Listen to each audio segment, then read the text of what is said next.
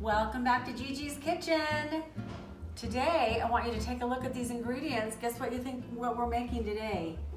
I hope you like salmon. We're making Salmon Wellington. It's fancy and it's easy. First thing we're gonna do is we're gonna turn on a skillet on the top of the stove. First, we're going to put our butter, 2 tablespoons of butter into the pan. That's gonna start cooking. Over here, we've got butter that's going to melt, and as soon as that melts, we're going to add some onions. Don't be afraid of the onions. You won't taste them in the recipe. Okay, the butter's getting melted. Let's add in the onions. Woo! Okay, we're going to add in 1 medium-sized onion. And remember how we learned to cut an onion. That's why these pieces are so small.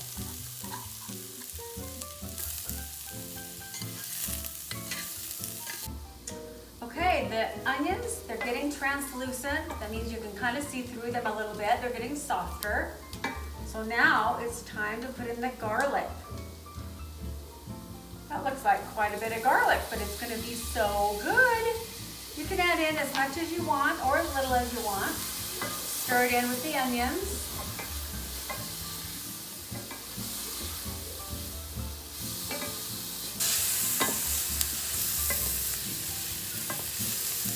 Okay, we've got a 1/4 cup of chicken stock right here. That will go next. Woo, you can hear that sizzle. And into that, we're going to put 4 ounces of cream cheese. Ooh, it's gonna be so good. All right, you can see how this cream cheese is kind of still in clumps. We want to kind of smush that down as it cooks. It's going to become really creamy as it melts. We'll also put in there about a 1/2 cup of freshly grated Parmesan cheese. This is all going to melt together and become ooey gooey goodness. We're going to stir that for just a minute. This is all melted. Everything's melted together. We're going to add some salt. We want about a teaspoon or so of salt in here. We'll add a little bit of pepper. Not much. Okay. Next, we're going to add some breadcrumbs, a couple tablespoons of breadcrumbs.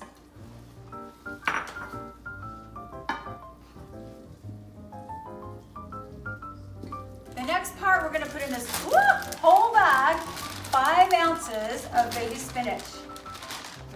Crazy, right? It looks like a salad in here. But what's going to happen is the heat will kind of make this spinach wilt a little bit. I'm going to stir it around and try and get some of the warm cheese on top of it. And it will get smaller and smaller as it gets warm. So my mom was a great, fantastic cook.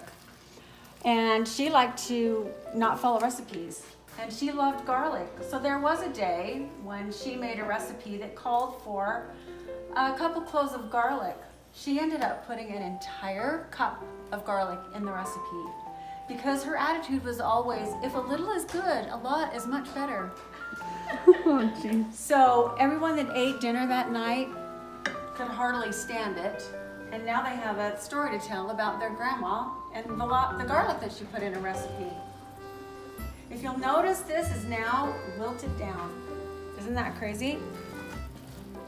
The spinach just got really, really small. It's time to assemble our Wellingtons. This looks perfect. I don't know if you know what this is. It's called puff pastry. The box looks just like this, and it's dough that will puff up in the oven, and it's delicious. So this is what we're gonna do. We'll take each piece of puff pastry, open it up, and we're gonna cut this in half.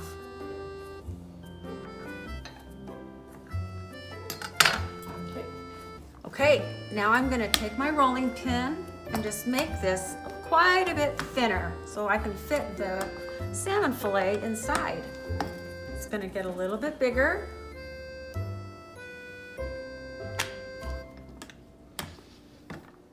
was the first time you made this?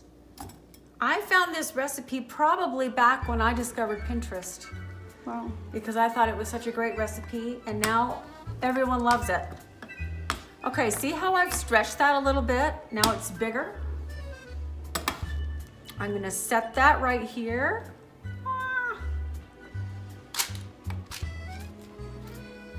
Now I'm gonna stretch this one out. Gigi, what is the most technically challenging thing that you think that you've made? Technically challenging thing might be maybe when I first learned how to make custard. It can be a little bit tricky if you don't follow the steps correctly, and you could have curdled custard, which no one wants. That might be the hardest thing to learn. But if you follow the directions, it's anyone can do that as well. Okay, here's our second sheet. I'm gonna cut it in half.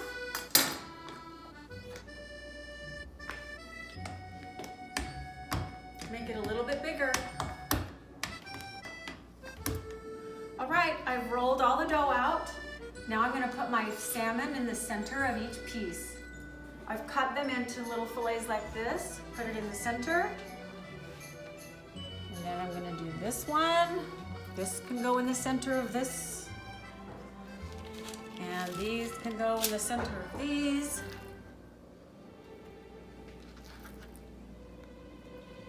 On top of each of these pieces of salmon, I will put some of the spinach. And the cheese. Everybody loves cheesy spinach.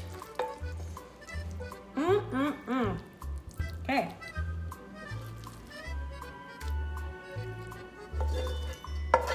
You divided it out like perfectly. Does that look about right?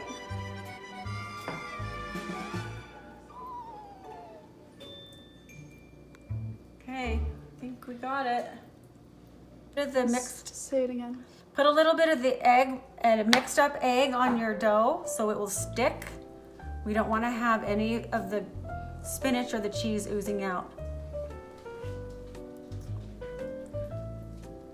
Then we'll just fold these over.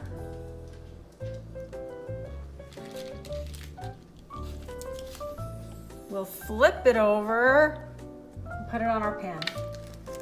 I'm going to repeat this 4 times and then I'll meet you back here. I'm going to show you how to slice it. It's the very final step. We're going to start with a crisscross pattern. Going one way, just lightly. You don't want to take your knife through the dough, just on the top. And then we'll go back and crisscross it this direction, which makes it beautiful when it comes out of the oven. I'll finish this and then we'll stick it in the oven. Okay, I'm gonna pop this in the oven. We'll take it out in about 20-25 minutes and you'll be ready for dinner. While you're waiting, you can set the table for your mother. Here it is, fresh out of the oven. It's golden brown and it has crisscrosses right here that you can see. Isn't that pretty? It looks pretty much perfect. We're anxious to bite into it. Remember that Gigi loves you. Go practice cooking and clean up your messes. Mwah!